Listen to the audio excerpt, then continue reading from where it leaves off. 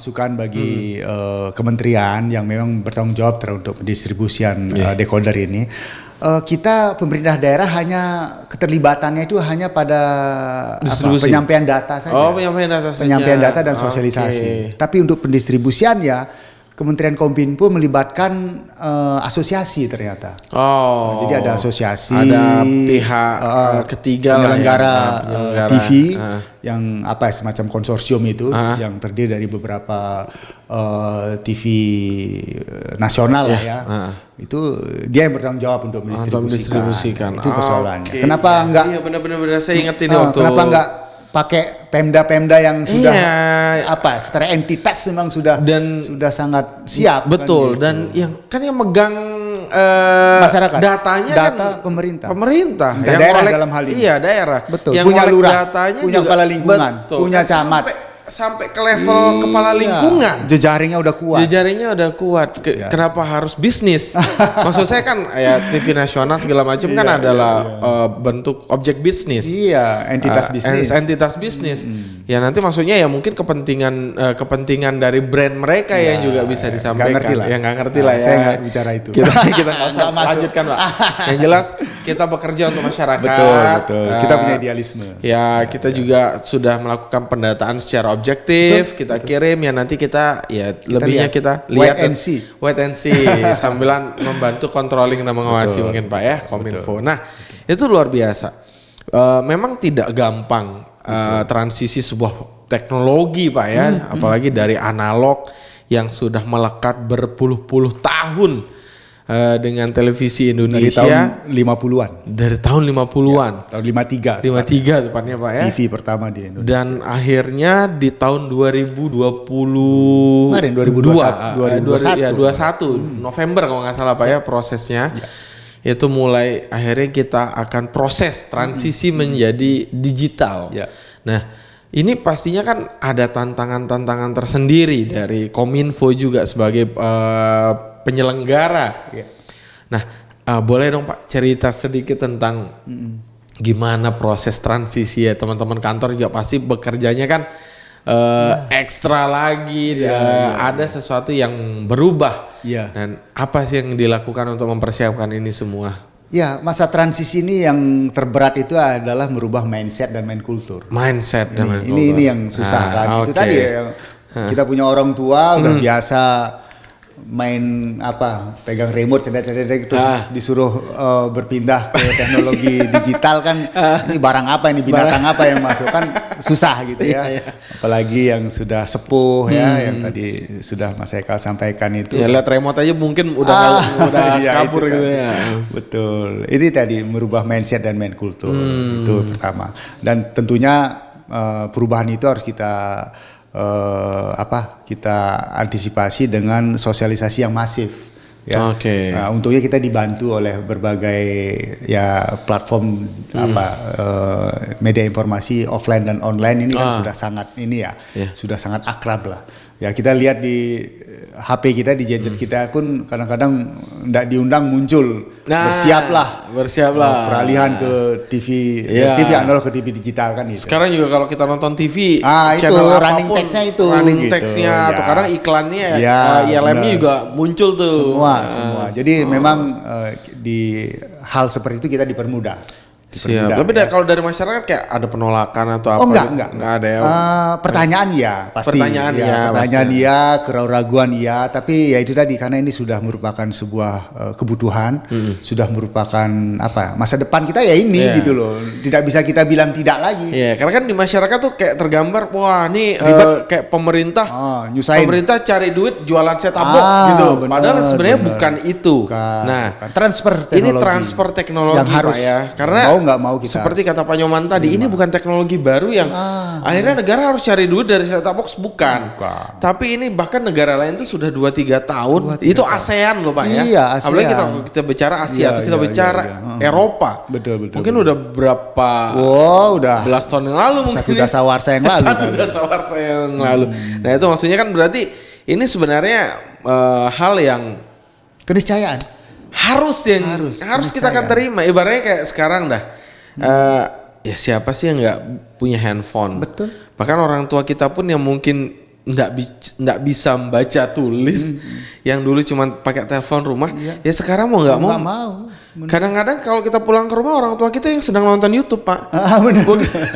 Bayangkan ya. Iya, kayak sesuatu yang tidak kita pikirkan. Nah, dan mereka sebenarnya bisa aja kok sebenarnya menerima teknologi, kan tinggal aja terbiasanya. Tinggal adaptif saja. Ya, berarti ini sebenarnya kan proses, Pak ya, proses transisi. Dan hal yang wajar lah. 1-2 tahun ini pasti ada persoalan.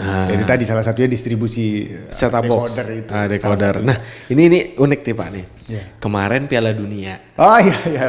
Kemarin Piala Dunia. Iya. Kalau mau nonton Piala Dunia harus punya set-top box. Bener. Nah, kira-kira Pak Nyoman punya data nggak atau mungkin kemarin dapat info mungkin penjualan set-top box meningkat? Yes. Betul nggak? Iya, betul. Itu terbantu itu. Terbantu ya. Saya waktu pencanangan di bulan Agustus, saya pencanangan itu di bulan Agustus di Monumen Bumi Gora, Udayana.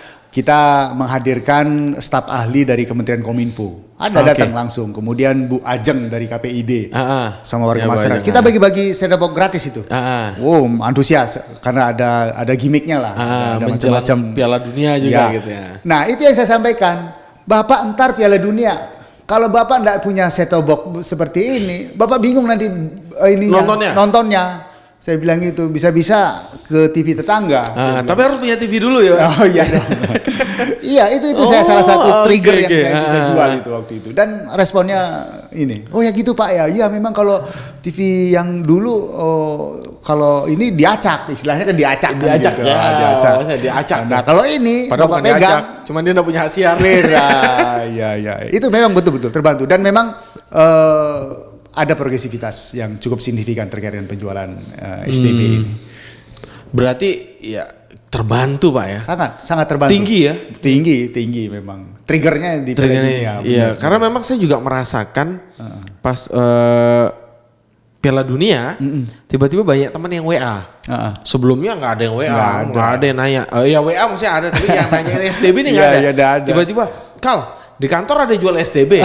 Gila, kirain TV saya toko elektronik. Iya. Nggak ada, kirain ada stok, ada. Cari aja di toko-toko elektronik banyak. Dia bilang, yang kalau ada jual anten pasti ada jual set-top box sekarang. Saya gituin dia. Pasti. Untuk apa? Saya bilang, nonton Piala Dunia. Rata-rata bilangnya gitu, untuk nonton Piala Dunia. Dan kami juga dari CCTV 9 ini beruntung. Maksudnya dibantu juga. Betul. Karena kan akan lebih banyak yang punya set-top box. Iya. Otomatis yang nonton kita akan makin banyak juga gitu. TV 9 lebih keren lagi. Keren lagi. Makanya tiba-tiba habis Piala Dunia kami kan ada beberapa program yang kita telepon interaktif. Lebih rame ya. Lebih rame dan itu dari daerah-daerah yang sebelumnya belum ada penelpon dari sana. Lo bayangin kalau digital ini itu saya bilang dari Dompu bisa. Iya, tiba-tiba nelpon. Kalau dulu kan jarak. Mohon maaf, TV 9 ini nyebrang ke Lombok Barat, Lombok Tengah. Jangkauan kita kan terbatas. Mungkin dapat tapi ya tadi penambang pasirnya banyak gitu. Antara ada dan tiada lah. Suara kita lebih samar, suara kita kecil, suara keseknya lebih gitu. Dengan ini TV 9 dengan digital lebih menjangkau ke pelosok-pelosok. Dan juga kan ini salah satu menghargai teman-teman kreator. Iya, benar. Teman-teman sudah bikin gambarnya bagus, pakai kameranya bagus, pas tayang di TV pasir atau keren lah ya. Warnanya nggak jelas. Nah, dengan adanya ini kan teknologi jadi lebih jernih, HD bahkan Pak ya. Iya. Dan suara kita juga jauh lebih bagus, clear. Jadi ini kalau teman-teman nonton nih bisa clear suaranya. Iya, yakin saya. Yakin ya Pak ya. Nah, ini tadi kita ngomong masalah digital. Berarti transisinya digital ini terjadi 2021 sampai 2022. Nah, ini saya singgung sedikit Pak. Ini sambilan transisi teknologi, kita juga sedang menghadapi pandemi waktu itu. Oh iya benar. Di 2021 masih lumayan lah ya. Masih kenceng karena 2020 Maret nggak salah kita mulai Pak ya. 2020 Maret, 2021 kenceng-kencengnya. Kenceng-kencengnya varian Delta kalau nggak salah. Delta, varian yang pembunuh berdarah dingin. Iya itu tiba-tiba langsung bahkan itu lebih cepat efeknya daripada kasus yang pertama Pak mematikan. Ya. Lebih mematikan. Nah ini juga Pak Nyoman sebagai juru bicara dari Satgas COVID-19 Kota Mataram. Betul. Pak, udah dari Kominfo harus menjalankan transisi analog ke digital, terus lagi tambah harus jadi satgas COVID-19. Nah, gimana ya Pak ngebaginya nih? Sebelum kita bahas COVID ini saya mau tanya Bapaknya dulu nih. Bagi diri. Nggak ada masalah sih sebetulnya. Saya mungkin perlu klarifikasi. Yang pertama itu kita COVID dulu. COVID dulu pertama yang kita hadapi. Pandemi ini dulu. Setelah itu baru ASO. Jadi tahapannya itu bukan ASO dulu baru COVID, enggak. Jadi COVID dulu kita hadapi. COVID dulu 2020 awal. ASO ini kan setelah itu baru kita hadapi ASO, dan memang saya natural aja. Saya kan dibantu dengan